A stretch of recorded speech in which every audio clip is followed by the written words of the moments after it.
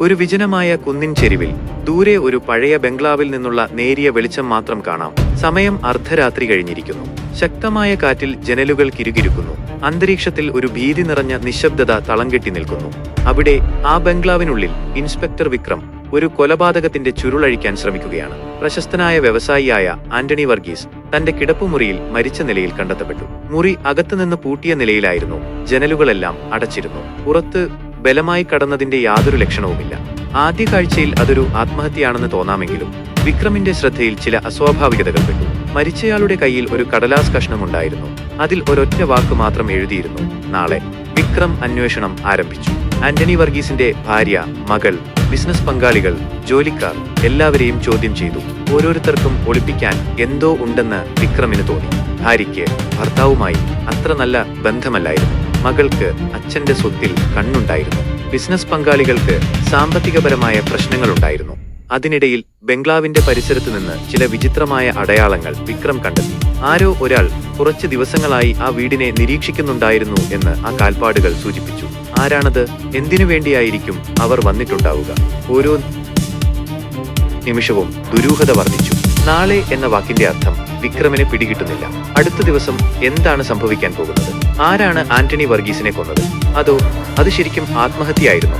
അവസാനം എല്ലാ തെളിവുകളും കൂട്ടിച്ചേർത്ത് വിക്രം ആ ഞെട്ടിക്കുന്ന സത്യം കണ്ടെത്തുന്നു. കൊലപാതകി മറ്റാരുമായിരുന്നില്ല, ആന്റണി വർഗീസിന്റെ ഏറ്റവും അടുത്ത ഒരാളായിരുന്നു അത്. വർഷങ്ങളായി മനസ്സിൽ സൂക്ഷിച്ച പകയും പ്രതികാരവുമാണ് ആ കൊലപാതകത്തിലേക്ക് നയിച്ചത്. നാളെ എന്ന വാക്ക് ഒരു സൂചനയായിരുന്നു.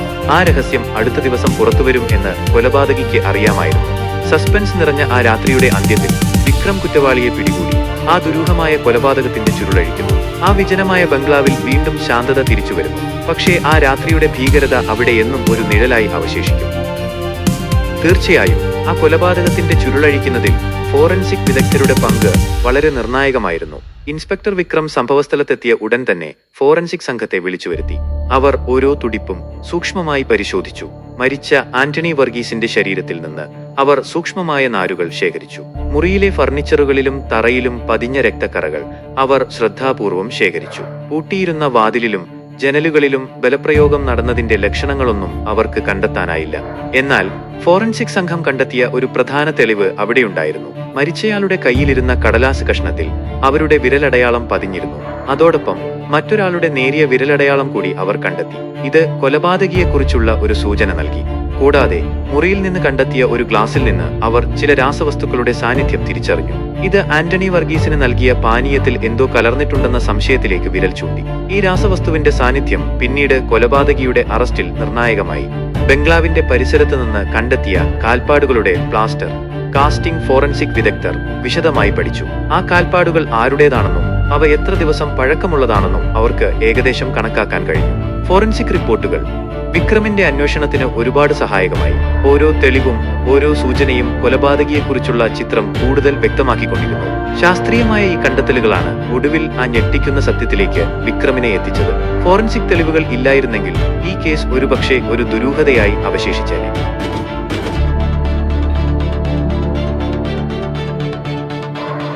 ഫോറൻസിക് വിദഗ്ധർ അവരുടെ കഴിവിന്റെ പരമാവധി തെളിവുകൾ ശേഖരിച്ചിട്ടും ചില കേസുകളിൽ യഥാർത്ഥ കുറ്റവാളിയെ കണ്ടെത്താനോ കുറ്റം തെളിയിക്കാനോ സാധിക്കാതെ വരും. അത്തരം സാഹചര്യങ്ങളിലാണ് സാധാരണയായി കേസ് സെൻട്രൽ ബ്യൂറോ ഓഫ് ഇൻവെസ്റ്റിഗേഷനെ CBI ഏൽപ്പിക്കുന്നത്.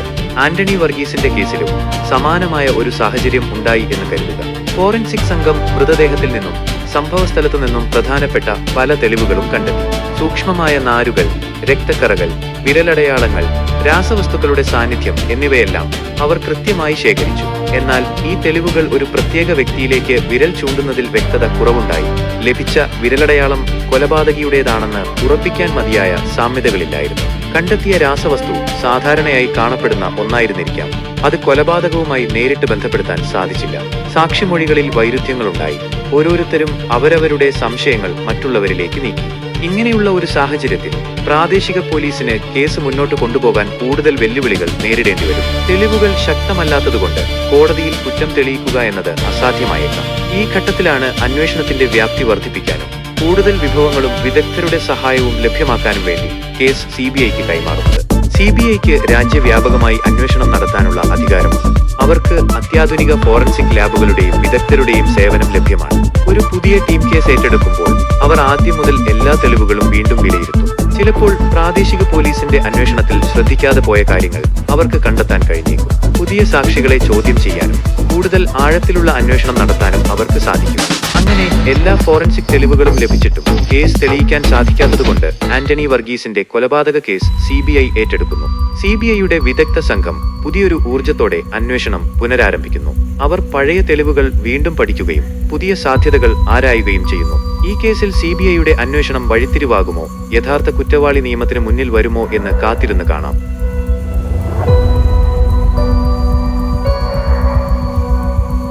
CBI കേസ് ഏറ്റെടുത്തതോടെ കുന്നത്തടവകയിലെ ആ പഴയ ബംഗ്ലാവിൽ വീണ്ടും നിശബ്ദത തളം കെട്ടി. ഇൻസ്പെക്ടർ വിക്രം കൈമാറിയ ഫയലുകൾ CBIയുടെ പ്രത്യേക അന്വേഷണ സംഘം തലവൻ ഡെപ്യൂട്ടി സൂപ്രണ്ട് രാഹുൽ വർമ്മയുടെ മേശപ്പുറത്തിരുന്നു. രാഹുൽ തന്റെ കണിശമായ അന്വേഷണ രീതിക്കും അസാമാന്യമായ നിരീക്ഷണ പാടവത്തിനും പേരുകേട്ട ഉദ്യോഗസ്ഥനായിരുന്നു. അദ്ദേഹം ആദ്യമായി പഴയ ഫോറൻസിക് റിപ്പോർട്ടുകൾ വിശദമായി പഠിച്ചു. പ്രാദേശിക പോലീസ് കണ്ടെത്തിയ സൂക്ഷ്മമായ നാരുകൾ, രക്തക്കറകൾ, അവ്യക്തമായ വിരലടയാളം, രാസവസ്തുക്കളുടെ സാന്നിധ്യം എന്നിവയെല്ലാം അദ്ദേഹം വീണ്ടും വിലയിരുത്തി. രാഹുലിന്റെ ടീം ഫോറൻസിക് ലാബുമായി വീണ്ടും ബന്ധപ്പെട്ടു. കൂടുതൽ ആധുനികമായ പരിശോധനകൾ നടത്താൻ ആവശ്യപ്പെട്ടു. അതിനിടയിൽ രാഹുൽ ആന്റണി വർഗീസിന്റെ കുടുംബാംഗങ്ങളെയും ബിസിനസ് പങ്കാളികളെയും വീണ്ടും ചോദ്യം ചെയ്യാൻ തുടങ്ങി. അദ്ദേഹത്തിന്റെ ചോദ്യങ്ങൾ കൂടുതൽ സൂക്ഷ്മവും ഓരോരുത്തരുടെയും മൊഴികളിലെ പൊരുത്തക്കേടുകൾ കണ്ടെത്താൻ ലക്ഷ്യമിട്ടുള്ളതുമായിരുന്നു. ഭാര്യയുടെയും മകളുടെയും പെരുമാറ്റത്തിലെ ചെറിയ വ്യത്യാസങ്ങൾ പോലും രാഹുൽ ശ്രദ്ധിച്ചു. ബിസിനസ് പങ്കാളികളുടെ സാമ്പത്തിക ഇടപാടുകളെക്കുറിച്ച് അദ്ദേഹം ആഴത്തിൽ അന്വേഷിച്ചു. ഒരു ദിവസം ഫോറൻസിക് ലാബിൽ നിന്ന് ഒരു നിർണായക വിവരം ലഭിച്ചു. മൃതദേഹത്തിൽ നിന്ന് കണ്ടെത്തിയ നാരുകൾ ആന്റണി വർഗീസിന്റെ വീട്ടിൽ സാധാരണയായി ഉപയോഗിക്കുന്ന ഒരു പ്രത്യേകതരം പരവതാനിയിലെ നാരുകളാണെന്ന് തിരിച്ചറിഞ്ഞു. എന്നാൽ ഈ പരവതാനി കൊലപാതകം നടന്ന മുറിയിൽ ഉണ്ടായിരുന്നില്ല. ഇത് കൊലപാതകം മറ്റെവിടെയോ നടന്നതിന് ശേഷം മൃതദേഹം ഇവിടെ കൊണ്ടുവന്നതാകാം എന്ന സംശയത്തിലേക്ക് വിരൽ ചൂണ്ടി. അതുപോലെ ഗ്ലാസിൽ നിന്ന് കണ്ടെത്തിയ രാസവസ്തു ഒരു സാധാരണ ഉറക്കഗുളികയുടെ പൊടിയാണെന്ന് സ്ഥിരീകരിച്ചു. ആന്റണി വർഗീസിന് അമിതമായി ഉറക്കഗുളിക നൽകിയതിനു ശേഷം കൊലപാതകം നടത്തിയിരിക്കാമെന്ന് CBI സംശയിച്ചു. രാഹുലിന്റെ അന്വേഷണം ആന്റണി വർഗീസിന്റെ ഭൂതകാലത്തിലേക്ക് നീണ്ടു. അദ്ദേഹത്തിന് പല ശത്രുക്കളുണ്ടായിരുന്നെന്നും ചിലരുമായി രഹസ്യബന്ധങ്ങളുണ്ടായിരുന്നെന്നും രാഹുലിന് വിവരം ലഭിച്ചു. ആരായിരിക്കും ആ ശത്രുക്കൾ? ആ രഹസ്യബന്ധങ്ങൾക്ക് ഈ കൊലപാതകവുമായി എന്തെങ്കിലും ബന്ധമുണ്ടോ? ഓരോ പുതിയ തെളിവും രാഹുലിനെയും സംഘത്തെയും കൂടുതൽ സങ്കീർണമായ ഒരു ചുഴിയിലേക്ക് വലിച്ചിട്ടു. അവർ ഓരോ ഫോൺ കോളുകളും ഇമെയിലുകളും പരിശോധിച്ചു. സാമ്പത്തിക ഇടപാടുകളുടെ രേഖകൾ വീണ്ടും വിശകലനം ചെയ്തു. ആന്റണി വർഗീസിന്റെ അവസാന ദിവസങ്ങളിലെ ഓരോ നീക്കവും അവർ സൂക്ഷ്മമായി പിന്തുടർന്നു. അതിനിടയിൽ CBIക്ക് ഒരു അജ്ഞാത സന്ദേശം ലഭിച്ചു. നാളെ എല്ലാ രഹസ്യങ്ങളും വെളിപ്പെടും. പ്രാദേശിക പോലീസ് കണ്ടെത്തിയ ആ കടലാസ് കഷ്ണത്തിലെ വാചകം തന്നെയായിരുന്നു ആ സന്ദേശത്തിലും ഉണ്ടായിരുന്നത്. ആരാണ് ഈ സന്ദേശം അയച്ചത്? അവർക്ക് കൊലപാതകത്തെക്കുറിച്ച് എന്തറിയാം? സസ്പെൻസ് നിറഞ്ഞ ഓരോ നിമിഷത്തിലും രാഹുൽ വർമ്മയും സംഘവും കൂടുതൽ ജാഗരൂകരായി. അവർ ആന്റണി വർഗീസിന്റെ ചുറ്റുമുള്ള നിഴലുകളെ പിന്തുടർന്നു. ആ പഴയ ബംഗ്ലാവും പരിസരവും CBIയുടെ നിരീക്ഷണ വലയത്തിലായി. നാളെ എന്താണ് സംഭവിക്കാൻ പോകുന്നതെന്ന് അറിയാതെ എല്ലാവരും ആകാംക്ഷയോടെ കാത്തിരുന്നു. ആ രഹസ്യങ്ങളുടെ ചുരുളഴിയാൻ ഇനി അധികം സമയമില്ല. അജ്ഞാത സന്ദേശം ലഭിച്ചതോടെ CBI ആസ്ഥാനം ഒരു നിമിഷം നിശബ്ദമായി. ഡെപ്യൂട്ടി സൂപ്രണ്ട് രാഹുൽ വർമ്മയുടെ മുഖത്ത് ആകാംക്ഷയും അതേസമയം ജാഗ്രതയും നിറഞ്ഞു. നാളെ എല്ലാ രഹസ്യങ്ങളും വെളിപ്പെടും. ആന്റണി വർഗീസിന്റെ കയ്യിലിരുന്ന കടലാസിലെ അതേ വാക്കുകൾ. ഇത് വെറുമൊരു യാദൃച്ഛികതയായി രാഹുലിന് തോന്നിയില്ല. ഈ സന്ദേശത്തിന് ആ കൊലപാതകവുമായി എന്തോ ബന്ധമുണ്ടെന്ന് അദ്ദേഹം ഉറച്ചു വിശ്വസിച്ചു. ഉടൻ തന്നെ രാഹുൽ തന്റെ ടീമിനെ വിളിച്ചു ചേർത്തു. നമുക്ക് നാളേക്ക് വേണ്ടി തയ്യാറെടുക്കണം. ഈ സന്ദേശം അയച്ച വ്യക്തിക്ക് എന്തോ നിർണായകമായ വിവരം തരാനുണ്ട്. അല്ലെങ്കിൽ അവർ നമ്മെ വഴിതെറ്റിക്കാൻ ശ്രമിക്കുകയായിരിക്കാം. അദ്ദേഹം ഓരോരുത്തർക്കും പ്രത്യേക ചുമതലകൾ നൽകി. സൈബർ സെൽ സന്ദേശം എവിടെ നിന്ന് വന്നുവെന്ന് കണ്ടെത്താനുള്ള ശ്രമങ്ങൾ ഊർജിതമാക്കുക. ഇന്റർനെറ്റ് പ്രോട്ടോകോൾ, IP വിലാസം, സമയരേഖ, മറ്റ് ഡിജിറ്റൽ ഫുട്പ്രിന്റുകൾ എന്നിവ കണ്ടെത്തുക. നിരീക്ഷണം ആന്റണി വർഗീസിന്റെ ബംഗ്ലാവും പരിസരവും കൂടുതൽ ശക്തമായ നിരീക്ഷണത്തിലാക്കുക. നാളെ അവിടെ എന്തെങ്കിലും അസ്വാഭാവികമായ ചലനങ്ങൾ ഉണ്ടാകുന്നുണ്ടോ എന്ന് ശ്രദ്ധിക്കുക. അന്വേഷണ സംഘം ആന്റണി വർഗീസുമായി അടുത്ത ബന്ധമുണ്ടായിരുന്ന എല്ലാവരെയും നാളത്തേക്ക് ചോദ്യം ചെയ്യാൻ തയ്യാറാക്കുക. അവരുടെ മൊഴികളിലെ ചെറിയ വൈരുദ്ധ്യങ്ങൾ പോലും ശ്രദ്ധയോടെ വിലയിരുത്തുക. രാഹുൽ നേരിട്ട് ഫോറൻസിക് ലാബിലെ ഉദ്യോഗസ്ഥരുമായി സംസാരിച്ചു. അവർ കണ്ടെത്തിയ നാരുകളുടെയും രാസവസ്തുക്കളുടെയും കൂടുതൽ സൂക്ഷ്മമായ വിശകലന റിപ്പോർട്ടുകൾ എത്രയും പെട്ടെന്ന് ലഭ്യമാക്കാൻ അദ്ദേഹം ആവശ്യപ്പെട്ടു. എന്തെങ്കിലും പുതിയ തുമ്പുകൾ അതിൽ നിന്ന് ലഭിച്ചേക്കാം. അന്ന് രാത്രി CBI ഓഫീസ് ഉറക്കമില്ലാത്ത പോരാട്ടത്തിന്റെ കേന്ദ്രമായി മാറി. ഓരോ മിനിറ്റും വിലപ്പെട്ടതായിരുന്നു. നാളെ എന്ന വാക്ക് അവരെ ഒരു അജ്ഞാത ലക്ഷ്യത്തിലേക്ക് നയിക്കുകയായിരുന്നു. ആരായിരിക്കും ആ സന്ദേശം അയച്ചത്? അവർ എന്ത് രഹസ്യമാണ് വെളിപ്പെടുത്താൻ പോകുന്നത്? അത് കൊലപാതകിയെക്കുറിച്ചുള്ള സൂചനയായിരിക്കും, അതോ മറ്റെന്തെങ്കിലും ദുരൂഹതയായിരിക്കും? രാഹുലിന്റെ മനസ്സ് പല വഴികളിലൂടെയും സഞ്ചരിച്ചു. ആന്റണി വർഗീസിന്റെ ഭാര്യ, മകൾ, ബിസിനസ് പങ്കാളികൾ, ശത്രുക്കൾ എല്ലാവരും അദ്ദേഹത്തിന്റെ സംശയ നിഴലിലായിരുന്നു. നാളെ സംഭവിക്കാൻ പോകുന്ന കാര്യങ്ങളെക്കുറിച്ച് ഓരോരുത്തർക്കും എന്തെങ്കിലും അറിയാം. അങ്ങനെ ആകാംക്ഷയും സസ്പെൻസും നിറഞ്ഞ ഒരു രാത്രിക്ക് ശേഷം CBI ഉദ്യോഗസ്ഥർ നാളെയെ വരവേൽക്കാൻ തയ്യാറെടുത്തു. ആന്റണി വർഗീസിന്റെ കൊലപാതകത്തിന്റെ ചുരുളഴിയാൻ പോകുന്ന നിർണായകമായ ഒരു ദിവസമായിരുന്നു അത്. ആ അജ്ഞാത സന്ദേശം അവർക്ക് സത്യത്തിലേക്ക് വെളിച്ചം വീശുമോ, അതോ കൂടുതൽ ദുരൂഹതകളിലേക്ക് തള്ളിവിടുമോ എന്ന് കാത്തിരുന്ന് കാണണം. കുന്നത്തടവകയിലെ ആ പഴയ ബംഗ്ലാവും CBI ഓഫീസും നാളത്തെ സംഭവ വികാസങ്ങൾക്കായി ശ്വാസമടക്കി കാത്തു. CBIയുടെ സൈബർ സെൽ അക്ഷീണം പരിശ്രമിച്ചു. ഒടുവിൽ അവർ ആ അജ്ഞാത സന്ദേശം എവിടെ നിന്നാണ് വന്നതെന്ന് കണ്ടെത്തി. അതൊരു ഇന്റർനെറ്റ് കഫേയിൽ നിന്നുള്ളതായിരുന്നു. കുന്നത്തടവക ടൗണിന് അടുത്തുള്ള ഒരു ചെറിയ സ്ഥാപനം. CCTV ദൃശ്യങ്ങൾ പരിശോധിച്ചപ്പോൾ തൊപ്പിയും മാസ്കും ധരിച്ച ഒരാൾ കമ്പ്യൂട്ടറിൽ എന്തോ ടൈപ്പ് ചെയ്യുന്നതും പിന്നീട് വേഗത്തിൽ പുറത്തേക്ക് പോകുന്നതും അവർ കണ്ടു. ദൃശ്യങ്ങൾ വ്യക്തമല്ലാത്തതുകൊണ്ട് ആളെ തിരിച്ചറിയാൻ സാധിച്ചില്ല. അതേസമയം നിരീക്ഷണ സംഘം ആന്റണി വർഗീസിന്റെ ബംഗ്ലാവിൽ ശ്രദ്ധ കേന്ദ്രീകരിച്ചു. ഇന്നലെ രാത്രി മുതൽ അവിടെ കാര്യമായ ചലനങ്ങളൊന്നും ഉണ്ടായിരുന്നില്ല. എന്നാൽ പുലർച്ചെ ഒരു വാഹനം ബംഗ്ലാവിന്റെ ഗേറ്റ് കടന്നു പോകുന്നത് അവർ കണ്ടു. വാഹനത്തിന്റെ നമ്പർ വ്യക്തമായിരുന്നില്ലെങ്കിലും അതൊരു പഴയ മോഡൽ കാറാണെന്ന് അവർക്ക് മനസ്സിലായി. രാഹുൽ വർമ്മയുടെ നേതൃത്വത്തിലുള്ള അന്വേഷണ സംഘം ഇന്ന് രാവിലെ മുതൽ ആന്റണി വർഗീസുമായി ബന്ധമുണ്ടായിരുന്ന പ്രധാനപ്പെട്ട വ്യക്തികളെ ചോദ്യം ചെയ്യാൻ തുടങ്ങി. ഭാര്യ ശാന്തമ്മ പതിവ് പോലെ ദുഃഖിതയായി കാണപ്പെട്ടു. മകൾ അഞ്ജലിയാകട്ടെ കൂടുതൽ മൗനത്തിലായിരുന്നു.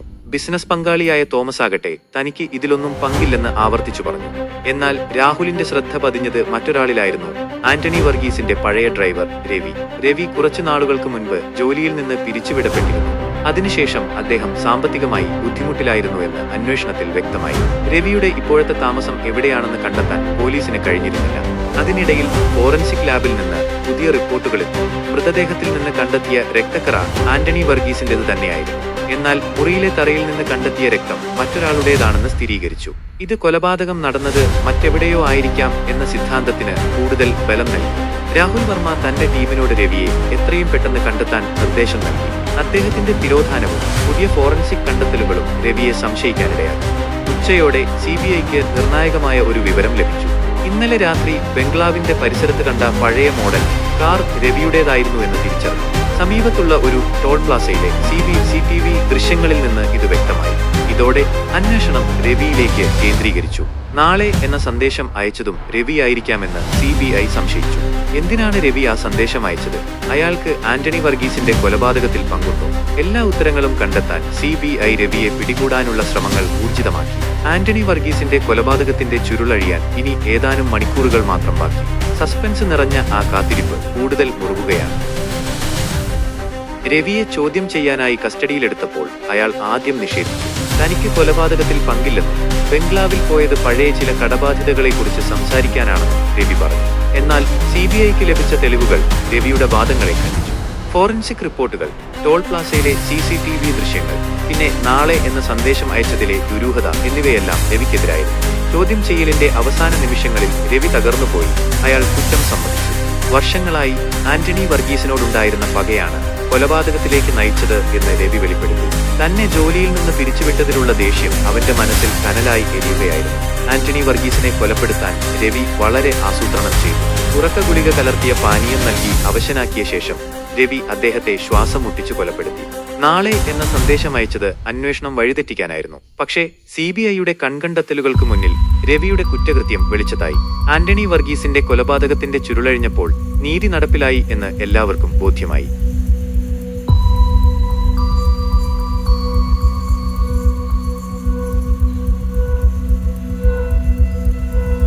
നാളെ എന്നെഴുതിയ കടലാസ് ഒരു തന്ത്രമായിരുന്നു.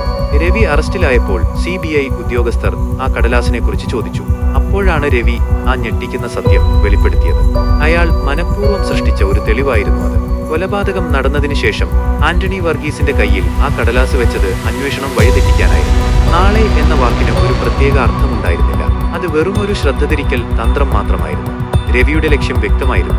കൊലപാതകം ആത്മഹത്യയാണെന്ന് വരുത്തി തീർക്കുക, അല്ലെങ്കിൽ മറ്റാരെങ്കിലും ചെയ്തതാണെന്ന് സംശയം തോന്നിക്കുക. പക്ഷേ CBIയുടെ സൂക്ഷ്മമായ അന്വേഷണത്തിൽ രവിയുടെ ഈ തന്ത്രം പോയി.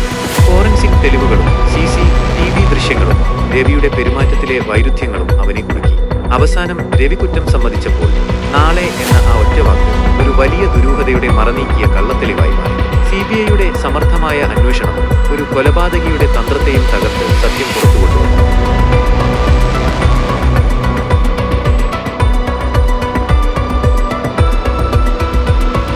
നാളെ എന്നെഴുതിയ കടലാസിൽ എഴുതിയത് രവിയെക്കുറിച്ചുള്ള സൂചനയായി. രവി അറസ്റ്റിലായതിനു ശേഷം CBI ആ കടലാസിനെ കുറിച്ച് വീണ്ടും ചോദിച്ചപ്പോൾ അവൻ വെളിപ്പെടുത്തിയത് ഇങ്ങനെയാണ്: ജോലിയിൽ നിന്ന് പിരിച്ചുവിട്ടതിനു ശേഷം ഞാൻ ആന്റണി സാറിനെ ഭീഷണിപ്പെടുത്തിയിരുന്നു. നിങ്ങൾക്ക് നാളെ ഉണ്ടാകില്ല എന്ന് ഞാൻ അദ്ദേഹത്തോട് ദേഷ്യത്തിൽ പറഞ്ഞു. ഒരുപക്ഷെ ഞാൻ അങ്ങനെ പറഞ്ഞതുകൊണ്ട് അദ്ദേഹം ഭയന്ന് ആത്മഹത്യ ചെയ്യാൻ തീരുമാനിച്ചതായിരിക്കാം എന്ന് മറ്റുള്ളവർ വിചാരിക്കാൻ ഞാൻ ആഗ്രഹിച്ചു. അതായത് നാളെ എന്ന വാക്ക് രവി ആന്റണി വർഗീസിനെ ഭീഷണിപ്പെടുത്താൻ ഉപയോഗിച്ച വാക്കായിരുന്നു. കൊലപാതകത്തിന് ശേഷം അന്വേഷണം വഴിതെറ്റിക്കാൻ വേണ്ടി ആ വാക്കെഴുതിയ കടലാസ് മരിച്ചയാളുടെ കയ്യിൽ വെക്കുകയായിരുന്നു രവി ചെയ്തത്. താൻ ഭീഷണിപ്പെടുത്തിയതിന്റെ ഫലമായി ആന്റണി വർഗീസ് ആത്മഹത്യ ചെയ്തു എന്ന് വരുത്തി തീർക്കാനായിരുന്നു രവിയുടെ ശ്രമം. എന്റെ മുൻപത്തെ മറുപടിയിൽ വന്ന തെറ്റിന് ശ്രദ്ധപ്പെടുത്തലിന് നന്ദി. CBI രവിയെ ചോദ്യം ചെയ്യുമ്പോൾ അയാൾ ശാന്തനായി എല്ലാം നിഷേധിച്ചു. എനിക്ക് സാറിനോട് ദേഷ്യമുണ്ടായിരുന്നു എന്നത് സത്യമാണ്, പക്ഷെ ഞാൻ അദ്ദേഹത്തെ കൊന്നിട്ടില്ല, ആത്മഹത്യയാണത്, രവി ഉറപ്പിച്ചു പറഞ്ഞു. എന്നാൽ രാഹുൽ വർമ്മയുടെ കണ്ണുകൾ രവിയുടെ ഓരോ ചലനവും സൂക്ഷ്മമായി നിരീക്ഷിക്കുന്നുണ്ടായിരുന്നു. രവിയുടെ വാക്കുകളിൽ എവിടെയോ ഒരു പതർച്ചയുണ്ടെന്ന് രാഹുലിന് തോന്നി. നിങ്ങൾ എന്തിനാണ് സാറിനെ ഭീഷണിപ്പെടുത്തിയത്? രാഹുൽ ഗൗരവത്തോടെ ചോദിച്ചു. ജോലിയിൽ നിന്ന് പിരിച്ചുവിട്ടതിലുള്ള ദേഷ്യത്തിൽ ഞാൻ എന്തൊക്കെയോ പറഞ്ഞു പോയി. നിങ്ങൾക്ക് നാളെ ഉണ്ടാകില്ല എന്ന് അന്ന് ഞാൻ അദ്ദേഹത്തോട് പറഞ്ഞു, രവി മറുപടി നൽകി. അപ്പോൾ ആ കടലാസിൽ നാളെ എന്ന് എഴുതി വെച്ചത്? രാഹുലിന്റെ ചോദ്യം മൂർച്ചയുള്ളതായിരുന്നു. രവി ഒരു നിമിഷം നിശബ്ദനായി. അവന്റെ മുഖത്ത് നേരിയ ഭയം കാണപ്പെട്ടു. അത് സാറ് തന്നെ എഴുതിയതാകാം. എന്റെ ഭീഷണി കേട്ട് പേടിച്ചിട്ടായിരിക്കാം. എന്നാൽ ഫോറൻസിക് റിപ്പോർട്ടുകൾ രവിയുടെ വാദങ്ങളെ തകിടം മറിച്ചു. മൃതദേഹത്തിൽ നിന്ന് കണ്ടെത്തിയ രക്തം ആന്റണി വർഗീസിന്റേത് മാത്രമായിരുന്നു. എന്നാൽ മുറിയിലെ തറയിൽ നിന്ന് കണ്ടെത്തിയ രക്തം രവിയുടേതായിരുന്നു. കൊലപാതകം നടന്നത് മറ്റെവിടെയോ ആയിരുന്നിരിക്കാം എന്ന സംശയം ബലപ്പെട്ടു. അതിനിടയിൽ സൈബർ സെൽ ഒരു ഞെട്ടിക്കുന്ന വിവരം കണ്ടെത്തി. രവിയുടെ ഫോണിൽ നിന്ന് കൊലപാതകം നടന്ന രാത്രി ആന്റണി വർഗീസിന്റെ ഭാര്യ ശാന്തമ്മയ്ക്ക് നിരവധി കോളുകൾ പോയിരുന്നു. എന്തിനായിരുന്നു രവി ശാന്തമ്മയെ വിളിച്ചത്? അവർ തമ്മിൽ എന്തെങ്കിലും ബന്ധമുണ്ടായിരുന്നോ? രാഹുൽ വർമ്മ ശാന്തമ്മയെ വീണ്ടും ചോദ്യം ചെയ്യാൻ തീരുമാനിച്ചു. ആദ്യമൊക്കെ അവൾ ഭയത്തോടെയും ദുഃഖത്തോടെയുമാണ് സംസാരിച്ചത്. എന്നാൽ രവിയുമായുള്ള ഫോൺ കോളുകളെ കുറിച്ച് ചോദിച്ചപ്പോൾ ശാന്തമ്മയുടെ മുഖം വിളറിവിടുന്നു. അവൾക്ക് സംസാരിക്കാൻ കഴിഞ്ഞില്ല. അവസാനം ശാന്തമ്മ ആ ഞെട്ടിക്കുന്ന സത്യം വെളിപ്പെടുത്തി.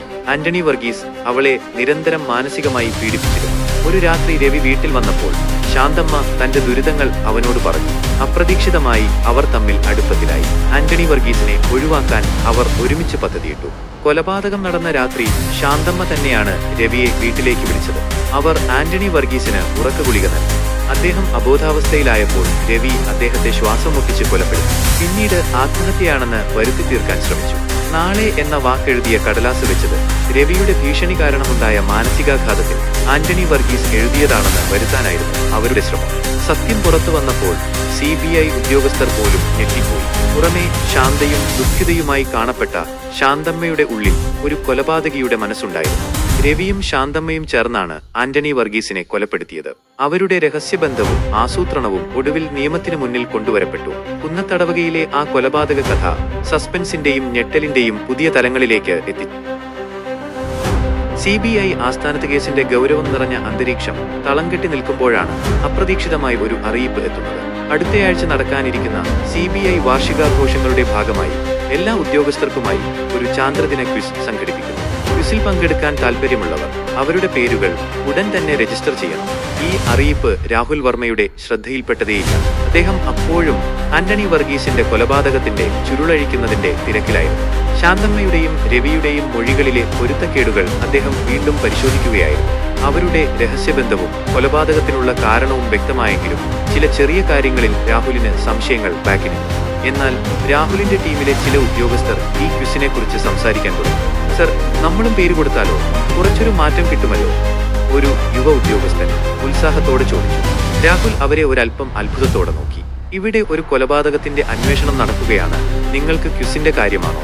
അത് ശരിയാണ് സർ, പക്ഷേ കുറച്ചു സമയം ഇതിനുവേണ്ടി മാറ്റിവെക്കുന്നത് നമ്മുടെ മനസ്സിനും നല്ലതല്ലേ? ചിലപ്പോൾ പുതിയ ചിന്തകൾ വരാനും ഇത് സഹായിച്ചേക്കാം, മറ്റൊരു ഉദ്യോഗസ്ഥൻ അഭിപ്രായപ്പെട്ടു. രാഹുൽ ഒരല്പം ആലോചിച്ചു. അവരുടെ വാദത്തിൽ കഴമ്പുണ്ടെന്ന് അദ്ദേഹത്തിന് തോന്നി. തുടർച്ചയായുള്ള അന്വേഷണം ചിലപ്പോൾ നമ്മുടെ കാഴ്ചയെ മങ്ങലേൽപ്പിക്കാം. ഒരു ചെറിയ ഇടവേള ഒരുപക്ഷെ പുതിയ വഴിത്തിരിവുകൾക്ക് സഹായിച്ചേക്കാം. ശരി, താല്പര്യമുള്ളവർക്ക് പേര് കൊടുക്കാം. പക്ഷേ നമ്മുടെ പ്രധാന ലക്ഷ്യം ഈ കേസ് തെളിയിക്കുക എന്നതായിരിക്കണം, രാഹുൽ പറഞ്ഞു. അങ്ങനെ CBI ഓഫീസിലെ ഗൗരവമായ ചർച്ചകൾക്കിടയിലും ചാന്ദ്രദിന ക്വിസിനെ കുറിച്ചുള്ള സംസാരങ്ങൾ ഉയർന്നുവന്നു. ചില ഉദ്യോഗസ്ഥർ തങ്ങളുടെ പേരുകൾ രജിസ്റ്റർ ചെയ്തു. അവർ ഒഴിവു സമയങ്ങളിൽ ചന്ദ്രനെ കുറിച്ചുള്ള പുസ്തകങ്ങളും ലേഖനങ്ങളും വായിക്കാൻ തുടങ്ങി. അന്തരീക്ഷം ഒരൽപ്പം ലഘുവായെങ്കിലും രാഹുൽ വർമ്മയുടെ ചിന്തകൾ മുഴുവൻ ആന്റണി വർഗീസിന്റെ കൊലപാതകത്തിൽ തന്നെയായിരുന്നു. ശാന്തമ്മയുടെയും രവിയുടെയും മൊഴികളിലെ പൊരുത്തക്കേടുകൾ അദ്ദേഹത്തെ അസ്വസ്ഥനാക്കി. അവർ എന്തോ മറയ്ക്കുന്നുണ്ടെന്ന് രാഹുലിന് തോന്നി. ചാന്ദ്രദിന ക്വിസ് അടുത്തേക്ക് വരുമ്പോഴും രാഹുലിന്റെ അന്വേഷണം ആ ഇരുണ്ട രഹസ്യങ്ങളിലേക്ക് കൂടുതൽ ആഴത്തിലിറങ്ങിച്ചെന്നു. ആ കൊലപാതകത്തിൽ ഇനിയും വെളിച്ചം വീശാത്ത ചില കാര്യങ്ങൾ ഉണ്ടെന്ന് അദ്ദേഹത്തിന് ഉറപ്പായിരുന്നു. രാഹുൽ വർമ്മയുടെ ഉറക്കം കെടുത്തിയ ആ മറഞ്ഞിരിക്കുന്ന കാര്യം മറ്റൊന്നുമല്ല, കൊലപാതകം നടന്ന രീതിയിലുള്ള ചില അസ്വാഭാവികതകളായിരുന്നു. ശാന്തമ്മയും രവിയും നൽകിയ മൊഴികൾ അനുസരിച്ച് ആന്റണി വർഗീസിനെ ഉറക്കഗുളിക നൽകിയ ശേഷം ശ്വാസം മുട്ടിച്ചാണ് കൊലപ്പെടുത്തിയത്. എന്നാൽ ഫോറൻസിക് റിപ്പോർട്ടിലെ ചില കണ്ടെത്തലുകൾ ഈ മൊഴികളുമായി പൂർണ്ണമായി യോജിച്ചില്ല. ശ്വാസം മുട്ടിച്ചതിന്റെ സാധാരണ ലക്ഷണങ്ങൾ മൃതദേഹത്തിൽ കാണിച്ചിരുന്നു. എന്നാൽ അതിന്റെ തീവ്രത രാഹുലിനെ സംശയാലുവാക്കി. അബോധാവസ്ഥയിലുള്ള ഒരാളെ ശ്വാസം മുട്ടിക്കാൻ ശ്രമിക്കുമ്പോൾ ഉണ്ടാകുന്നത്ര ശക്തമായ ലക്ഷണങ്ങൾ ഉണ്ടായിരുന്നില്ല. ഉറക്കഗുളികയുടെ അളവ് ആന്റണി വർഗീസിന്റെ ശരീരത്തിൽ കണ്ടെത്തിയ ഉറക്കഗുളികയുടെ അളവ് അദ്ദേഹത്തെ അബോധാവസ്ഥയിലാക്കാൻ പര്യാപ്തമായിരുന്നു. എന്നാൽ അത്രയധികം ഗുളിക കഴിച്ച ഒരാൾ അത്ര പെട്ടെന്ന് മരിക്കാനുള്ള സാധ്യത രാഹുൽ ചോദ്യം ചെയ്തു. സംഭവസ്ഥലത്തെ സൂചനകൾ കൊലപാതകം നടന്ന മുറിയിൽ രക്തം തളം കെട്ടിയിരുന്നില്ല. തറയിൽ രക്തം കണ്ടെങ്കിലും അത് രവിയുടേതായിരുന്നു. ആന്റണി വർഗീസിന് കാര്യമായ രക്തസ്രാവം ഉണ്ടായിട്ടില്ല എന്നത് വിചിത്രമായി തോന്നി. ശ്വാസം മുട്ടിച്ചാൽ പോലും ചെറിയ തോതിലെങ്കിലും രക്തം വരാനുള്ള സാധ്യതയുണ്ട്. ഈ വൈരുദ്ധ്യങ്ങളാണ് രാഹുലിനെ കൂടുതൽ ചിന്തിപ്പിച്ചത്. ശാന്തമ്മയും രവിയും എന്തോ മറയ്ക്കുന്നുണ്ട്. അവർ കൊലപാതകത്തെക്കുറിച്ച് പൂർണ്ണമായ സത്യം പറയുന്നില്ല. ഒരുപക്ഷെ അവർ പറയുന്നതിലും ഭീകരമായ എന്തോ അവിടെ സംഭവിച്ചിരിക്കാം. രാഹുൽ വീണ്ടും ഫോറൻസിക് വിദഗ്ധരുമായി സംസാരിച്ചു. കൂടുതൽ ആഴത്തിലുള്ള പരിശോധനകൾ നടത്താൻ അദ്ദേഹം ആവശ്യപ്പെട്ടു. ആന്റണി വർഗീസിന്റെ ശരീരത്തിലെ വിഷാംശത്തിന്റെ അളവ്, ശ്വാസകോശത്തിലെയും കഴുത്തിലെയും കോശങ്ങളുടെ സൂക്ഷ്മ പരിശോധന എന്നിവ നടത്താൻ അദ്ദേഹം നിർദ്ദേശിച്ചു. അദ്ദേഹത്തിന്റെ മനസ്സ് ഒരു നിഗൂഢതയിൽ കുടുങ്ങിയിരുന്നു. ശാന്തമ്മയും രവിയും ചേർന്ന് നടത്തിയ ഒരു സാധാരണ കൊലപാതകമായി ഇതിനെ കാണാൻ രാഹുലിന് കഴിഞ്ഞില്ല. ആ രാത്രി സംഭവിച്ച യഥാർത്ഥ കാര്യങ്ങൾ പുറത്തുകൊണ്ടുവരാൻ അദ്ദേഹം കുറച്ചു. ചാന്ദ്രദിന ക്വിസ് അടുത്തേക്ക് വരുമ്പോഴും രാഹുലിന്റെ അന്വേഷണം ആ ഇരുണ്ട സത്യത്തെ തേടിയുള്ള യാത്ര തുടർന്നു. ആ മറഞ്ഞിരിക്കുന്ന കാര്യം എന്തായിരിക്കുമെന്നറിയാനുള്ള ആകാംക്ഷ അദ്ദേഹത്തെ കൂടുതൽ ജാഗരൂകനാക്കി. ഫോറൻസിക് ലാബിൽ നിന്നുള്ള പുതിയ റിപ്പോർട്ടുകൾ രാഹുൽ വർമ്മയുടെ സംശയങ്ങളെ ശരിവച്ചു. ആന്റണി വർഗീസിന്റെ ശരീരത്തിൽ നിന്ന് കണ്ടെത്തിയ വിഷാംശത്തിന്റെ അളവ് വളരെ ഉയർന്നതായിരുന്നു. ഇത് ഉറക്കഗുളികയുടെ സ്വാഭാവികമായ അളവിനേക്കാൾ കൂടുതലായിരുന്നു. കൂടാതെ ശ്വാസകോശത്തിലെ പരിശോധനയിൽ രാസപരമായ ചില അംശങ്ങളും കണ്ടെത്തി. ഇത് ശ്വാസം മുട്ടിക്കുന്നതിന് മുൻപ് മറ്റെന്തോ അദ്ദേഹത്തിന് നൽകിയിരിക്കാമെന്ന സൂചന നൽകി. ഈ കണ്ടെത്തലുകൾ രാഹുലിനെ ഞെട്ടിച്ചു. ശാന്തമ്മയും രവിയും പറഞ്ഞത് പച്ചക്കള്ളമായിരുന്നു. ഇത് ആസൂത്രിതമായ ഒരു കൊലപാതകം മാത്രമായിരുന്നില്ല, അതിനപ്പുറം ഭീകരമായ എന്തോ സംഭവിച്ചിട്ടുണ്ട്. അവർ രണ്ടുപേരും ചേർന്നൊരുക്കിയ തിരക്കഥയിൽ എന്തോ പൊരുത്തക്കേടുണ്ട്. രാഹുൽ ഉടൻ തന്നെ ശാന്തമ്മയെയും രവിയെയും വീണ്ടും ചോദ്യം ചെയ്യാൻ തീരുമാനിച്ചു. ഇത്തവണ അദ്ദേഹത്തിന്റെ ചോദ്യങ്ങൾ കൂടുതൽ കടുപ്പമേറിയതായിരുന്നു. ഫോറൻസിക് റിപ്പോർട്ടിലെ കണ്ടെത്തലുകൾ അദ്ദേഹം അവരെ അറിയിച്ചു. ആദ്യം അവർ നിഷേധിക്കാൻ ശ്രമിച്ചെങ്കിലും രാഹുലിന്റെ നിർബന്ധത്തിനു മുന്നിൽ അവർക്ക് പിടിച്ചു നിൽക്കാനായില്ല. ഒടുവിൽ ശാന്തമ്മ വിതുമ്പിക്കൊണ്ട് ആ ഭീകരമായ രഹസ്യം വെളിപ്പെടുത്തി. ആന്റണി വർഗീസ് അവളെ മാത്രമല്ല, അവരുടെ മകൾ അഞ്ജലിയെയും നിരന്തരം ലൈംഗികമായി ഉപദ്രവിച്ചിരുന്നു. വർഷങ്ങളായി അവർ ഈ നരകയാതന അനുഭവിച്ചു. രവിയുമായി അടുപ്പത്തിലായതിനു ശേഷം അവർ ഈ ദുരന്തത്തിൽ നിന്ന് രക്ഷ നേടാൻ ഒരു വഴി കണ്ടെത്തി. അവർ ആന്റണി വർഗീസിന് അമിതമായ അളവിൽ ഉറക്കഗുളിക നൽകി. പിന്നീട് രവി അദ്ദേഹത്തെ ശ്വാസം മുട്ടിച്ചു കൊലപ്പെടുത്തി. എന്നാൽ അതിനു മുൻപ് ശാന്തമ്മ തന്നെ വർഷങ്ങളായി താൻ അനുഭവിച്ച വേദനയുടെയും പ്രതികാരത്തിന്റെയും സൂചനയായി രാസപരമായ ഒരു ദ്രാവകം അദ്ദേഹത്തിന്റെ വായിലേക്ക് ഒഴിച്ചിരുന്നു. ഫോറൻസിക് റിപ്പോർട്ടിൽ കണ്ടെത്തിയ ആ രാസാംശം അതായിരുന്നു. നാളെ എന്ന വാക്കെഴുതിയ കടലാസ് വെച്ചത് രവിയുടെ ഭീഷണി കാരണമുണ്ടായ മാനസികാഘാതത്തിൽ ആന്റണി വർഗീസ് ആത്മഹത്യ ചെയ്യാൻ ശ്രമിച്ചു എന്ന് വരുത്താനായിരുന്നു അവരുടെ ലക്ഷ്യം. സത്യം പുറത്തു വന്നപ്പോൾ CBI ഉദ്യോഗസ്ഥർ സ്തബ്ധരായി. വർഷങ്ങളായി ഒരു കുടുംബം അനുഭവിച്ച ദുരിതവും അതിന്റെ പരിണിതഫലമായി നടന്ന കൊലപാതകവും അവരെ ഞെട്ടിച്ചു. നിയമം നിയമത്തിന്റെ വഴിക്ക് പോകുമെങ്കിലും ആന്റണി വർഗീസ് വരുത്തിയ ദുരന്തത്തിന്റെ ആഴമോർത്ത് രാഹുൽ ദുഃഖിതനായി. ചാന്ദ്രദിന ക്വിസിന്റെ ആഘോഷങ്ങൾക്കിടയിലും കുന്നത്തടവകയിലെ ആ പഴയ ബംഗ്ലാവിൽ നിന്ന് ഉയർന്നുവന്ന രഹസ്യങ്ങളുടെ ഭാരം CBIയുടെ മനസ്സിൽ ഒരു കറുത്ത നിഴലായി അവശേഷിച്ചു. നീതി നടപ്പിലാക്കിയെങ്കിലും ആ കുടുംബത്തിന്റെ ദുരന്തകഥ ഒരു നൊമ്പരമായി എന്നും ഓർമ്മ. ആന്റണി വർഗീസിന്റെ കൊലപാതക കേസ് അവസാനിച്ചതിനു ശേഷം കുറച്ചുകാലം കഴിഞ്ഞപ്പോൾ കുന്നത്തടവകയിൽ മറ്റൊരു ഞെട്ടിക്കുന്ന കൊലപാതകം നടന്നു. ഒരു പ്രമുഖ അഭിഭാഷകനായ അഡ്വക്കേറ്റ് രമേശൻ കൊല്ലപ്പെട്ടു. അദ്ദേഹത്തിന്റെ ഓഫീസ് മുറിയിൽ വെട്ടേറ്റ നിലയിലായിരുന്നു മൃതദേഹം. പ്രാദേശിക പോലീസ് അന്വേഷണം ആരംഭിച്ചെങ്കിലും കാര്യമായ തുമ്പുകളൊന്നും ലഭിച്ചില്ല. രമേശന് ധാരാളം ശത്രുക്കൾ ഉണ്ടായിരുന്നതും പല കേസുകളിലും അദ്ദേഹം ശക്തമായ നിലപാടുകൾ സ്വീകരിച്ചിരുന്നതും അന്വേഷണം കൂടുതൽ സങ്കീർണമാക്കി. അങ്ങനെയിരിക്കെ അഡ്വക്കേറ്റ് രമേശന്റെ കൊലപാതകവുമായി ബന്ധപ്പെട്ട് CBIക്ക് ചില അജ്ഞാത വിവരങ്ങൾ ലഭിച്ചു. ഈ കേസിൽ ആന്റണി വർഗീസിന്റെ കൊലപാതകത്തിൽ ശിക്ഷ അനുഭവിക്കുന്ന രവിക്ക് പങ്കുണ്ടെന്നായിരുന്നു ആ സൂചനകൾ. CBI ഉദ്യോഗസ്ഥർ ജയിലിൽ പോയി രവിയെ ചോദ്യം ചെയ്തു. ആദ്യം രവി ഈ ആരോപണങ്ങളെ നിഷേധിച്ചു. തനിക്ക് അഡ്വക്കേറ്റ് രമേശനെ പരിചയമില്ലെന്നും ജയിലിന് പുറത്തുള്ള കാര്യങ്ങളെക്കുറിച്ച് തനിക്കൊന്നും അറിയില്ലെന്നും അയാൾ വാദിച്ചു. എന്നാൽ CBIക്ക് ലഭിച്ച ചില സാഹചര്യ തെളിവുകൾ രവിയെ സംശയിക്കാനിടയായി. അഡ്വക്കേറ്റ് രമേശൻ ആന്റണി വർഗീസിന്റെ കേസിൽ ശാന്തമ്മയ്ക്കും രവിക്കുമെതിരായി ശക്തമായ വാദങ്ങൾ കോടതിയിൽ ഉന്നയിച്ചിരുന്നു. വിചാരണ സമയത്ത് രവി രമേശനോട് ദേഷ്യം പ്രകടിപ്പിച്ചതായും ചിലർ മൊഴി നൽകിയിരുന്നു. കൂടുതൽ ചോദ്യം ചെയ്യലുകൾക്കൊടുവിൽ രവി തന്റെ കുറ്റം സമ്മതിച്ചു. അഡ്വക്കേറ്റ് രമേശനോടുള്ള വ്യക്തിപരമായ വൈരാഗ്യമാണ് കൊലപാതകത്തിലേക്ക് നയിച്ചത് എന്ന് രവി വെളിപ്പെടുത്തി. ജയിലിൽ കിടക്കുമ്പോഴും രമേശനോടുള്ള പക അവന്റെ മനസ്സിൽ ആളിക്കത്തിയിരുന്നു. ജാമ്യത്തിലിറങ്ങിയ ശേഷം രമേശനെ കൊലപ്പെടുത്താൻ അവൻ പദ്ധതിയിട്ടു. അയാൾ ജയിലിൽ നിന്ന് പുറത്തിറങ്ങിയതിനു ശേഷം രഹസ്യമായി രമേശനെ പിന്തുടർന്നു. ഒരു ദിവസം രാത്രി രമേശൻ ഒറ്റയ്ക്കാണെന്ന് ഉറപ്പുവരുത്തിയ ശേഷം ഓഫീസിൽ അതിക്രമിച്ചു കയറി വെട്ടിക്കൊലപ്പെടുത്തുകയായിരുന്നു. രവി മറ്റൊരു കൊലപാതക കേസിൽ കൂടി തന്റെ പങ്ക് സ്വീകരിച്ചത് CBI ഉദ്യോഗസ്ഥരെ ഞെട്ടിച്ചു. ആന്റണി വർഗീസിന്റെ കൊലപാതകത്തിന്റെ അന്വേഷണത്തിൽ നിന്ന് ലഭിച്ച വിവരങ്ങളും രവിയുടെ സ്വഭാവത്തെക്കുറിച്ചുള്ള സൂചനകളും ഈ പുതിയ കേസിൽ നിർണായകമായി. ഒരു കൊലപാതകത്തിൽ നിന്ന് രക്ഷപ്പെടാൻ ശ്രമിച്ച ഒരു കുറ്റവാളി വീണ്ടും അതേ കുറ്റം ആവർത്തിച്ചത് നീതിന്യായ വ്യവസ്ഥയ്ക്ക് ഒരു വെല്ലുവിളിയായി മാറി. ഈ പുതിയ കേസിൽ രവിക്ക് എന്ത് ശിക്ഷ ലഭിക്കുമെന്ന് കാത്തിരുന്ന് കാണാം. രവി അഡ്വക്കേറ്റ് രമേശനെ കൊലപ്പെടുത്തിയെന്ന് സമ്മതിച്ചെങ്കിലും CBI ഉദ്യോഗസ്ഥൻ രാഹുൽ വർമ്മയുടെ മനസ്സ് അസ്വസ്ഥമായിരുന്നു. രവി ഒറ്റയ്ക്ക് ഈ കൃത്യം ചെയ്തെന്ന് വിശ്വസിക്കാൻ അദ്ദേഹത്തിനെന്തോ തടസ്സം നിന്നു. രമേശന്റെ ഓഫീസ് മുറിയിൽ നിന്ന് ലഭിച്ച ചില സൂചനകൾ രവിയുടെ മൊഴികളുമായി പൂർണ്ണമായി യോജിച്ചില്ല. പോരാട്ടത്തിന്റെ ലക്ഷണങ്ങൾ രമേശന്റെ ഓഫീസിൽ കാര്യമായ പോരാട്ടം നടന്നതിന്റെ ലക്ഷണങ്ങളുണ്ടായിരുന്നു. കസേരകൾ മറിഞ്ഞുകിടക്കുന്നു, മേശപ്പുറത്തെ സാധനങ്ങൾ ചിതറിക്കിടക്കുന്നു. എന്നാൽ രവി നൽകിയ മൊഴിയിൽ അവൻ രമേശനെ പെട്ടെന്ന് ആക്രമിച്ചു എന്നാണ് പറഞ്ഞത്. അങ്ങനെയെങ്കിൽ ഇത്രയധികം നാശനഷ്ടങ്ങൾ ഉണ്ടാകാനുള്ള സാധ്യത കുറവാണ്. മറ്റൊരാളുടെ സാന്നിധ്യം. ഫോറൻസിക് വിദഗ്ധർ സംഭവസ്ഥലത്തു നിന്ന് രവിയുടെ വിരലടയാളങ്ങൾക്ക് പുറമെ മറ്റൊരാളുടെ അവ്യക്തമായ കാൽപ്പാടുകളും കണ്ടെത്തിയിരുന്നു. ഇത് രവിയോടൊപ്പം മറ്റൊരാൾ കൂടി കൊലപാതകത്തിൽ പങ്കാളിയായിരുന്നിരിക്കാം എന്ന സംശയത്തിന് ബലം നൽകി. ലക്ഷ്യം: രവിക്ക് രമേശനോട് വൈരാഗ്യമുണ്ടായിരുന്നു എന്നത് ശരിയാണ്. എന്നാൽ അത്ര പെട്ടെന്നൊരു കൊലപാതകം നടത്താനുള്ള ശക്തമായ കാരണം രാഹുലിനെ കണ്ടെത്താനായില്ല. ജയിലിൽ നിന്ന് ഇറങ്ങിയ ഉടൻ തന്നെ ഇങ്ങനെയൊരു കൃത്യം ചെയ്യാൻ രവിക്ക് മറ്റാരുടെയെങ്കിലും സഹായം ലഭിച്ചിരിക്കാമോ? രാഹുൽ വർമ്മ വീണ്ടും ആന്റണി വർഗീസിന്റെ കേസ് ഫയൽ എടുത്തു. ശാന്തമ്മയുടെയും രവിയുടെയും മൊഴികൾ അദ്ദേഹം വീണ്ടും വായിച്ചു. അഡ്വക്കേറ്റ് രമേശന്റെ വാദങ്ങളും വിചാരണ സമയത്തെ സംഭവങ്ങളും അദ്ദേഹം ഓർത്തെടുത്തു. അപ്പോഴാണ് രാഹുലിന്റെ ശ്രദ്ധ ഒരു ചെറിയ കാര്യത്തിലേക്ക് എത്തിയത്.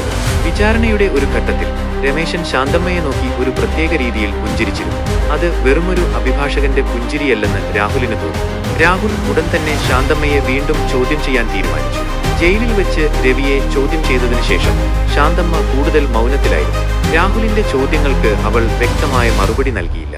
എന്നാൽ രാഹുൽ രമേശനും ശാന്തമ്മയും തമ്മിലുള്ള ബന്ധത്തെക്കുറിച്ച് സൂചിപ്പിച്ചപ്പോൾ ശാന്തമ്മയുടെ മുഖത്ത് ഭയം നിഴലിച്ചു. അവൾ ഒടുവിൽ ആ ഞെട്ടിക്കുന്ന രഹസ്യം വെളിപ്പെടുത്തി.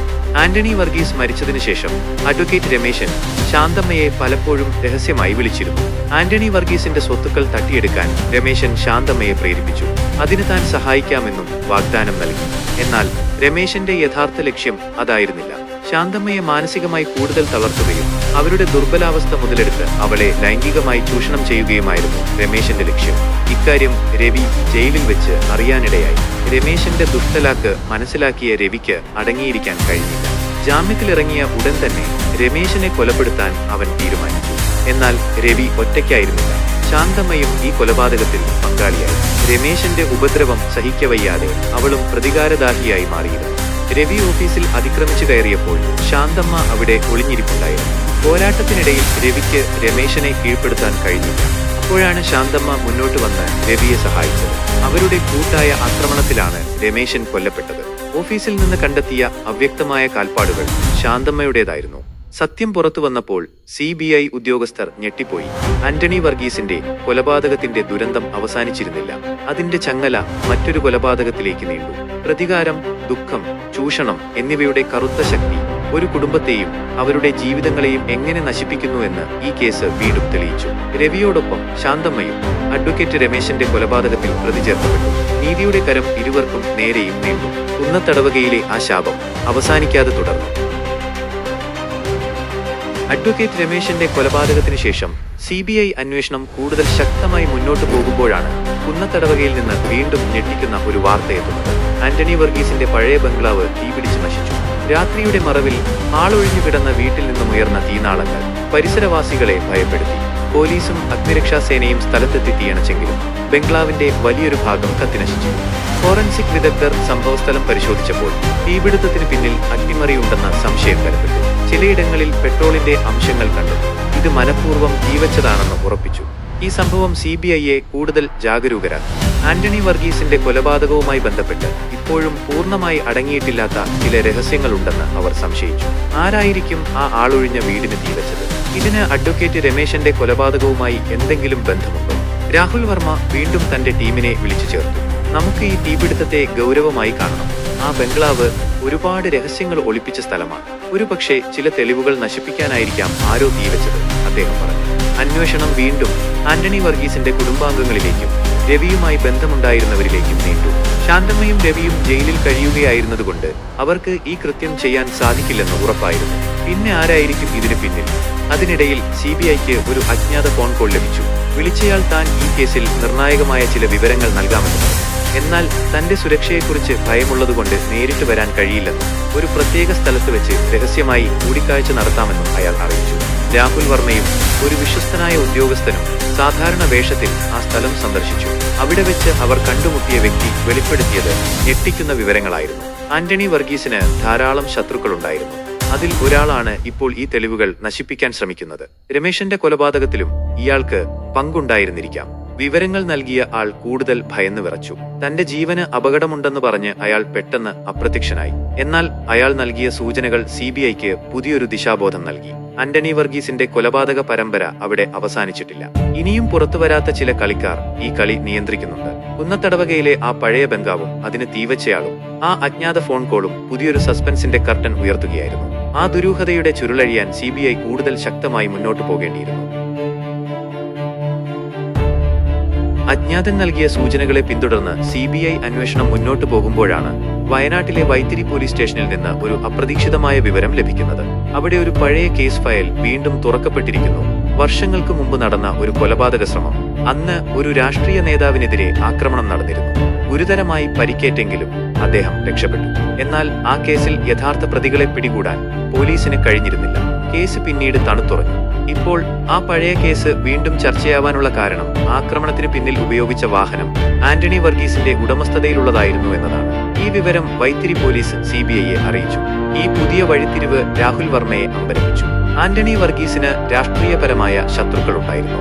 വർഷങ്ങൾക്ക് മുമ്പ് നടന്ന ആ ആക്രമണത്തിന് പിന്നിൽ ആരായിരുന്നു? ഇതിന് അദ്ദേഹത്തിന്റെ കൊലപാതകവുമായി എന്തെങ്കിലും ബന്ധമുണ്ടോ?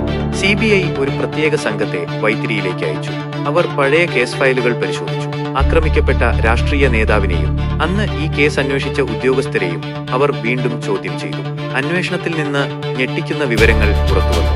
ആന്റണി വർഗീസ് ഒരു കാലത്ത് രാഷ്ട്രീയത്തിൽ സജീവമായിരുന്നു. എന്നാൽ പിന്നീട് ചില വിവാദങ്ങളിൽ അകപ്പെട്ടതിനെ തുടർന്ന് അദ്ദേഹം രാഷ്ട്രീയ രംഗം വിട്ടു.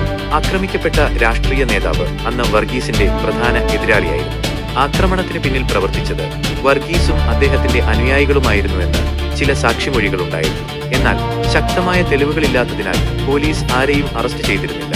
ഇപ്പോൾ വർഷങ്ങൾക്ക് ശേഷം ആ പഴയ സംഭവം വീണ്ടും തലപൊക്കുകയാണ്. ആന്റണി വർഗീസിനെ കൊലപ്പെടുത്തിയതിനു പിന്നിൽ അദ്ദേഹത്തിന് രാഷ്ട്രീയപരമായ ശത്രുക്കൾ ഉണ്ടായിരുന്നിരിക്കാമോ? അതോ ആ പഴയ കേസിൽ പ്രതികളാക്കപ്പെടാത്തവർ ഇപ്പോൾ പ്രതികാരം ചെയ്യാൻ ഇറങ്ങിയതാണോ? വൈത്തിരി പോലീസ് സ്റ്റേഷനിലെ ആ പഴയ കേസ് ഫയൽ ആന്റണി വർഗീസിന്റെ കൊലപാതക പരമ്പരയിലെ പുതിയൊരു നിർണായക കണ്ണിയായി മാറുകയായിരുന്നു. സസ്പെൻസ് നിറഞ്ഞ ആ അന്വേഷണം കൂടുതൽ ഗൂഢമായ വഴികളിലൂടെ മുന്നോട്ടു പോവുകയായിരുന്നു. സത്യം എന്തായിരിക്കുമെന്നറിയാതെ CBI ഉദ്യോഗസ്ഥർ ഇരുട്ടിൽ. വൈത്തിരിയിലെ ആ പഴയ കേസ് ഫയൽ രാഹുൽ വർമ്മയുടെ ചിന്തകളെ കൂടുതൽ കുഴപ്പിച്ചു. ആന്റണി വർഗീസിനെതിരായ രാഷ്ട്രീയ വൈരാഗ്യം കൊലപാതകത്തിലേക്ക് നയിച്ചതാണോ? അതോ വർഷങ്ങൾക്ക് മുൻപ് നടന്ന ആ ആക്രമണത്തിന്റെ ഇരയോ അല്ലെങ്കിൽ അതിന് പിന്നിലുള്ള മറ്റാരെങ്കിലുമോ ഇപ്പോൾ പ്രതികാരം ചെയ്യാൻ ഇറങ്ങിയതാണോ? CBI സംഘം വൈത്തിരിയിൽ ക്യാമ്പ് ചെയ്ത് അന്വേഷണം ഊർജിതമാക്കി. ആക്രമിക്കപ്പെട്ട രാഷ്ട്രീയ നേതാവ് ഇപ്പോഴും പൊതുരംഗത്ത് സജീവമായിരുന്നു. അദ്ദേഹത്തെ രാഹുൽ നേരിട്ട് ചെന്ന് കണ്ടു. വർഷങ്ങൾക്ക് മുൻപുണ്ടായ സംഭവങ്ങളെക്കുറിച്ച് ചോദിച്ചപ്പോൾ അദ്ദേഹം അസ്വസ്ഥനായി. ആന്റണി വർഗീസിനെ കുറിച്ച് സംസാരിക്കാൻ പോലും അദ്ദേഹം തയ്യാറായില്ല. എന്തോ വലിയ ഭയം അദ്ദേഹത്തെ പിടികൂടിയിരിക്കുന്നതായി രാഹുലിന് തോന്നി. അതിനിടയിൽ CBIക്ക് നിർണായകമായ ഒരു വിവരം ലഭിച്ചു. ആന്റണി വർഗീസിന്റെ രാഷ്ട്രീയ ജീവിതത്തിലെ അടുത്ത അനുയായിയായിരുന്നു ഇപ്പോൾ ഒളിവിലുള്ള ആ കൊലപാതക പരമ്പരയിലെ അജ്ഞാതൻ എന്ന സൂചന ലഭിച്ചു. വർഗീസ് രാഷ്ട്രീയത്തിൽ നിന്ന് പിന്മാറിയതിനു ശേഷം ഇയാൾക്ക് വലിയ സാമ്പത്തിക നഷ്ടം സംഭവിച്ചിരുന്നു. വർഗീസിനോടുള്ള ദേഷ്യം ഇയാളുടെ മനസ്സിൽ കനലായി എരിയുകയായിരുന്നു. ഈ സൂചനയെ പിന്തുടർന്ന് CBI ആ പഴയ അനുയായിയെ കണ്ടെത്താനുള്ള ശ്രമം തുടങ്ങി. അവരുടെ നീക്കങ്ങൾ രഹസ്യമായിരുന്നു. ആരെയും സംശയം തോന്നാത്ത രീതിയിൽ അവർ അന്വേഷണം മുന്നോട്ട് കൊണ്ടുപോയി. അങ്ങനെയിരിക്കെ രാഹുലിന് ഒരു അജ്ഞാത സന്ദേശം ലഭിച്ചു. നിങ്ങൾ അന്വേഷിക്കുന്ന വ്യക്തി ഒളിവിൽ കഴിയുന്നത് കുന്നത്തടവകയിലെ ആ പഴയ ബംഗ്ലാവിന് സമീപമുള്ള ഒരു എസ്റ്റേറ്റിലാണ്. രാഹുൽ ഞെട്ടിപ്പോയി. കത്തിനശിച്ച ആ ബംഗ്ലാവ് വീണ്ടും അന്വേഷണത്തിന്റെ കേന്ദ്രമാകുകയാണോ? ആരാണ് ഈ സന്ദേശം അയച്ചത്? അവർക്ക് ഈ ഒളിവിലുള്ളയാളെക്കുറിച്ച് എങ്ങനെ അറിയാം? CBI ഉടൻ തന്നെ ആ എസ്റ്റേറ്റ് വളഞ്ഞു. അവിടെ അവർ ആരെയാണ് കാത്തിരുന്നത്? ആന്റണി വർഗീസിന്റെ പഴയ അനുയായിയോ, അതോ ഈ കൊലപാതക പരമ്പരയിലെ മറ്റേതെങ്കിലും പ്രധാനിയോ? സസ്പെൻസ് നിറഞ്ഞ ആ നിമിഷങ്ങളിൽ CBI ഉദ്യോഗസ്ഥരുടെ ഹൃദയമിടിപ്പ് കൂടി. ആ എസ്റ്റേറ്റിനുള്ളിൽ ഒളിപ്പിച്ച രഹസ്യങ്ങൾ പുറത്തുവരുമോ? ആന്റണി വർഗീസിന്റെ കൊലപാതകത്തിന്റെ യഥാർത്ഥ സൂത്രധാരൻ ആരായിരിക്കും? കുന്നത്തടവകയിലെ ആ ശാപം അവസാനിക്കുമോ? ഉത്തരം തേടിയുള്ള CBIയുടെ യാത്ര കൂടുതൽ അപകടം നിറഞ്ഞതും ഉദ്വേഗം നിറഞ്ഞതുമാകുകയാണ്. CBI ആ എസ്റ്റേറ്റ് വളഞ്ഞപ്പോൾ അന്തരീക്ഷം നിശബ്ദമായിരുന്നു. ദൂരെയായി പഴയൊരു വീട് കാണാം. CBI സംഘം പതുക്കെ മുന്നോട്ട് നീങ്ങി. പെട്ടെന്ന് വീടിന്റെ പിൻവശത്ത് നിന്ന് ഒരാൾ ഓടി രക്ഷപ്പെടാൻ ശ്രമിച്ചു. CBI ഉദ്യോഗസ്ഥർ ഉടൻ തന്നെ അയാളെ പിന്തുടർന്നു. കുറച്ചുനേരത്തെ ചേസിംഗിനൊടുവിൽ അവർ അയാളെ പിടികൂടി. ചോദ്യം ചെയ്യലിൽ അയാൾ ആന്റണി വർഗീസിന്റെ പഴയ രാഷ്ട്രീയ അനുയായിയാണെന്ന് സമ്മതിച്ചു. തന്റെ സാമ്പത്തിക നഷ്ടത്തിന് കാരണം വർഗീസ് ആണെന്ന് അയാൾ വിശ്വസിച്ചിരുന്നു. എന്നാൽ വർഗീസിനെ കൊലപ്പെടുത്തിയത് താനല്ലെന്ന് അയാൾ ആണയിട്ട് പറഞ്ഞു. വർഗീസിന്റെ മരണത്തിൽ തനിക്ക് സന്തോഷമുണ്ടെങ്കിലും താനതിൽ നേരിട്ട് പങ്കാളിയല്ല. പക്ഷേ അയാൾ ഒരു ഞെട്ടിക്കുന്ന വിവരം വെളിപ്പെടുത്തി. വർഷങ്ങൾക്ക് മുൻപ് വൈത്തിരിയിൽ രാഷ്ട്രീയ നേതാവിനെ ആക്രമിക്കാൻ പദ്ധതിയിട്ടത് താനും ആന്റണി വർഗീസും ചേർന്നായിരുന്നു. എന്നാൽ ആ ശ്രമം പരാജയപ്പെട്ടു. പിന്നീട് ആ നേതാവ് തളിർ സംസ്ഥാനത്തിലെ ഒരു വലിയ ശക്തിയായി വളർന്നു. വർഗീസിന്റെ രാഷ്ട്രീയ ഭാവിക്ക് അത് വലിയ തിരിച്ചടിയായി. അയാൾ പറഞ്ഞതനുസരിച്ച് ആ രാഷ്ട്രീയ നേതാവിന് വർഗീസിനോട് ശക്തമായ വൈരാഗ്യമുണ്ടായിരുന്നു. വർഗീസിന്റെ മരണത്തിൽ അയാൾക്ക് പങ്കുണ്ടായിരിക്കാം. ഒരുപക്ഷേ രവിയെയും ശാന്തമ്മയെയും ഉപയോഗിച്ച് അയാൾ വർഗീസിനെ കൊലപ്പെടുത്തിയതിനു ശേഷം തെളിവുകൾ നശിപ്പിക്കാൻ വേണ്ടി ബംഗ്ലാവിന് തീവച്ചതും അയാളായിരിക്കാം. ഈ വെളിപ്പെടുത്തൽ CBIയെ പുതിയൊരു ദിശയിലേക്ക് നയിച്ചു. തളിർ സംസ്ഥാനത്തിലെ ആ വലിയുള്ള രാഷ്ട്രീയ നേതാവിലേക്ക് അന്വേഷണം നീണ്ടു. അദ്ദേഹത്തെ ചോദ്യം ചെയ്യാൻ CBI തീരുമാനിച്ചു. എന്നാൽ അതത്ര എളുപ്പമായിരുന്നില്ല. അദ്ദേഹത്തിന് വലിയ രാഷ്ട്രീയ സ്വാധീനമുണ്ടായിരുന്നു. രാഹുൽ വർമ്മയും സംഘവും തളിറിലേക്ക് യാത്രയായി. അവിടെ അവർ ആ രാഷ്ട്രീയ നേതാവിനെ നേരിട്ട് കണ്ടു. എന്നാൽ അദ്ദേഹം എല്ലാ ആരോപണങ്ങളും നിഷേധിച്ചു.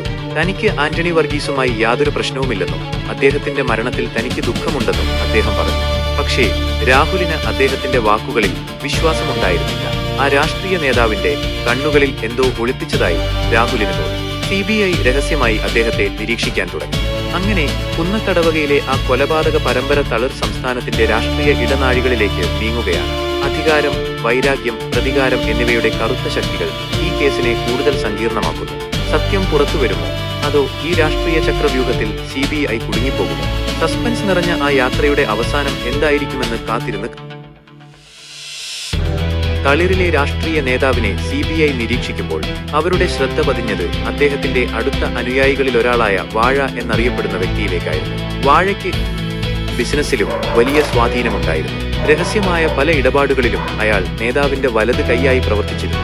CBIക്ക് ലഭിച്ച ചില സൂചനകൾ അനുസരിച്ച് വാഴയ്ക്ക് ആന്റണി വർഗീസുമായി മുൻപരിചയമുണ്ടായിരുന്നു. അവർ ഒരുമിച്ച് ചില ബിസിനസ് സംരംഭങ്ങളിൽ പങ്കാളികളായിരുന്നെന്നും പിന്നീട് അത് തകർന്നെന്നും പറയപ്പെടുന്നു. ഈ തകർച്ച വാഴയ്ക്ക് വലിയ സാമ്പത്തിക നഷ്ടം വരുത്തിവെച്ചു. രാഹുൽ വർമ്മ വാഴയെക്കുറിച്ച് കൂടുതൽ വിവരങ്ങൾ ശേഖരിക്കാൻ തുടങ്ങി. അദ്ദേഹത്തിന്റെ സാമ്പത്തിക ഇടപാടുകൾ, യാത്രാരേഖകൾ, ഫോൺ വിളികൾ എന്നിവ CBI രഹസ്യമായി പരിശോധിച്ചു. അപ്പോഴാണ് ഞെട്ടിക്കുന്ന ചില വിവരങ്ങൾ പുറത്തുവന്നത്. ആന്റണി വർഗീസിന്റെ കൊലപാതകം നടന്ന രാത്രി വാഴ കുന്നത്തടവകയിൽ ഉണ്ടായിരുന്നതായി CBI കണ്ടെത്തി. അദ്ദേഹത്തിന്റെ മൊബൈൽ ഫോണിന്റെ ലൊക്കേഷൻ ഡാറ്റ ഇത് സ്ഥിരീകരിച്ചു. എന്നാൽ ചോദ്യം ചെയ്യലിൽ വാഴ താൻ അന്ന് തളിരിന് പുറത്തായിരുന്നെന്നാണ് പറഞ്ഞത്. കൂടാതെ അഡ്വക്കേറ്റ് രമേശൻ കൊല്ലപ്പെട്ട ദിവസവും വാഴ കുന്നത്തടവകയിൽ ഉണ്ടായിരുന്നതിന്റെ സൂചനകൾ CBIക്ക് ലഭിച്ചു. ഇത് വാഴയെ സംശയത്തിന്റെ നിഴലിലാക്കി. രാഹുൽ വർമ്മ വാഴയെ നേരിട്ട് ചോദ്യം ചെയ്യാൻ തീരുമാനിച്ചു. എന്നാൽ വാഴ വളരെ തന്ത്രശാലിയായിരുന്നു. എല്ലാ ചോദ്യങ്ങൾക്കും അയാൾ കൃത്യമായ മറുപടി നൽകി. തനിക്ക് ഈ കൊലപാതകങ്ങളുമായി യാതൊരു ബന്ധവുമില്ലെന്നും രാഷ്ട്രീയപരമായ ശത്രുതയുള്ള ചിലർ തനിക്കെതിരെ ഗൂഢാലോചന നടത്തുകയാണെന്നും അയാൾ വാദിച്ചു. പക്ഷേ രാഹുലിന് വാഴയുടെ വാക്കുകളിൽ വിശ്വാസമുണ്ടായിരുന്നില്ല. അദ്ദേഹത്തിന്റെ പെരുമാറ്റത്തിലും മറുപടികളിലും എന്തോ ഒളിപ്പിച്ചതായി രാഹുലിന് തോന്നി. CBI വാഴയെ കൂടുതൽ ശക്തമായി നിരീക്ഷിക്കാൻ തുടങ്ങി. അദ്ദേഹത്തിന്റെ എല്ലാ നീക്കങ്ങളും രഹസ്യമായി പിന്തുടർന്നു. അങ്ങനെ ആന്റണി വർഗീസിന്റെ കൊലപാതക പരമ്പരയിലെ പ്രധാന സംശയിക്കുന്ന വ്യക്തിയായി വാഴ മാറുകയാണ്. തളിർ സംസ്ഥാനത്തിലെ വനിയുള്ള രാഷ്ട്രീയ നേതാവിന്റെ നിഴലിൽ ഒളിഞ്ഞിരിക്കുന്ന ഈ വ്യക്തിക്ക് ഈ കൊലപാതകങ്ങളിൽ പങ്കുണ്ടോ, അതോ മറ്റാരോ വാഴയെ കൊടുക്കാൻ ശ്രമിക്കുകയാണോ? സസ്പെൻസ് നിറഞ്ഞ ഈ അന്വേഷണം വാഴയുടെ ചുറ്റും കൂടുതൽ മുറുകുകയാണ്. സത്യം പുറത്തുവരുമോ എന്ന് കാത്തിരുന്ന് കാണണം.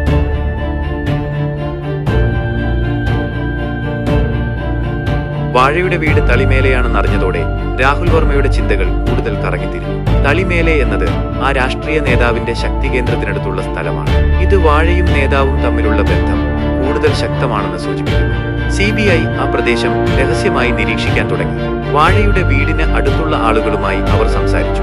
അവരിൽ നിന്ന് ലഭിച്ച വിവരങ്ങൾ അനുസരിച്ച് വാഴയും ആ രാഷ്ട്രീയ നേതാവും തമ്മിൽ രഹസ്യമായ പല കൂടിക്കാഴ്ചകളും നടക്കാറുണ്ടായിരുന്നു. ആന്റണി വർഗീസിന്റെ കൊലപാതകത്തിന് ശേഷം ഇവരുടെ പെരുമാറ്റത്തിൽ ചില മാറ്റങ്ങൾ കണ്ടതായി ചിലർ മൊഴി നൽകി. രാഹുൽ വർമ്മയുടെ സംശയം ബലപ്പെട്ടു.